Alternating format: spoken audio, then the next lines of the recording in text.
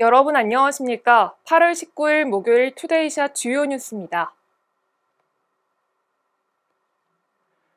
경기도가 전 도민의 3차 재난기본소득 지급을 위한 예산 4,190억 원이 포함된 37조 5,025억 원 규모의 2021년 제3회 추경 예산안을 편성해 내일 경기도 의회에 제출할 것이라고 밝혔습니다. 최원용 경기도 기획조정실장은 오늘 경기도청에서 기자회견을 열고 민생 안전을 위한 전 도민 상생지원금 지급과 지역경제 역량 강화, 도로 하천 부문 인프라 강화에 중점을 뒀다고 추경안 편성 배경을 설명했습니다. 제3회 추경 예산은 2회 추경 예산보다 5조 401억 원이 늘어난 규모인데요. 일반 회계 4조 9,881억 원, 특별회계 520억 원이 증액됐습니다. 3차 추경안은 오는 31일부터 다음 달 15일까지 열리는 경기도의회 제354회 임시회에서 심의와 의결을 거쳐 확정될 예정입니다. 최근 하남시가 오폐수를 불법 배출한 코스트코 하남점에 대해 고발 조치한 사건과 관련해 재발 방지 등 대책 마련을 촉구하는 목소리가 높아지고 있습니다. 더불어민주당 최종윤 국회의원은 오늘 코스트코 하남점을 찾아 언제부터 오폐수가 흘러나온 건지, 유출량은 얼마나 되는지 등을 밝히고 오폐수 유출로 인한 망월천 수질 개선 대책 방안을 내놓을 것을 요구했습니다.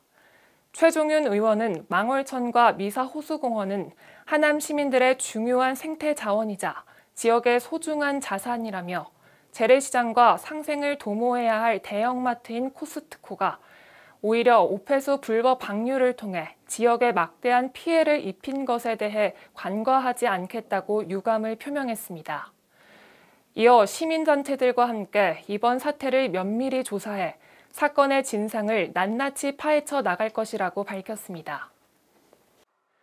더불어민주당 대선 예비후보 박용진 의원이 오늘 인천에서 기자 간담회를 갖고 타 후보들이 본인의 정책에 자신이 있다면 1대1 맞짱 토론을 하자고 제안했습니다. 박용진 의원은 자신은 민주당의 네거티브전과 개파동원 전쟁의 최대 피해자라며 이재명 도지사의 6명 예비 후보가 함께하는 토론이 아닌 1대1 토론으로 진검승부를 겨루자고 말했습니다. 국민의힘 대선 예비 후보인 윤석열 전 검찰총장에 대해서는 토론 자리를 피하는 분은 대통령이 될 자격이 없다고 강하게 비판했습니다. 박용진 후보는 자신의 정책은 실사구시 실용주의자인 김대중 대통령의 노선을 따를 것이라며 바이오헬스와 2, 3차 전지산업, 미래차, 식스지의 바이미식스 대통령이 되겠다고 말했습니다. 경기도가 최근 3년간 도내 일본 내염 환자의 대부분이 8월 말 이후 집중적으로 발생했다며 도민들의 주의와 관심을 당부했습니다. 일본 내염은 작은 빨간집 모기에 물린 후 무증상이나 5일에서 15일의 잠복기를 거쳐 고열이나 두통, 현기증 등의 증상이 발생하고 중증일 경우 내염으로 진행됩니다.